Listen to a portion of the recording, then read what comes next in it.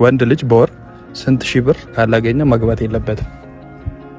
እንደ ቤተሰቡ ማስተዳደር ካልቻለ ካልቻለ እሱማ ግን ያንቺ መስፈርት ይሄን ያህል ብር ካላገኘ ትዳርን ዞር ብሎ እንዳያዩ በመጥዩ ስንት ምን ያህል ገቢ ካገኘ አሁን ላይ ማለት ነው ኢንዚስ ሞመንት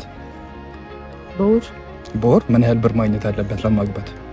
ቤት ከሌለው ምናምን ቤት በወር 200 ሺህ ብር ማግኘት አለበት።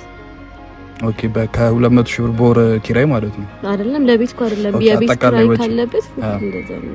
200 ሺህ ብር ከሌለው 200 ሺህ ብር ከሌለው ትዳር የሚባለው ነገር ዞር ብሎ አይ ብቻ እኮ አይደለም በወር ኦኬ አልገባኝም። 200 ሺህ ብር ያለው በወር አይደለም እንዴ ያልከው?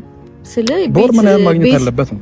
ቤት ተከራይቶ የሚያኖር ከሆነ ያስፈልጋል። የቤት ኪራይ ከፍላሽ ቤዛ ምናምን ስንት ነው? ብቻችን ከሆነ ስንት ብር ነው? እሱ ልክ ነሽ። ስለዚህ 200 ሺህ ብር ከሌለ ወንድ ልጅ ተበልተሃል እያለች ነው እንግዲህ አይደል? እንደዛ ነው አይደል?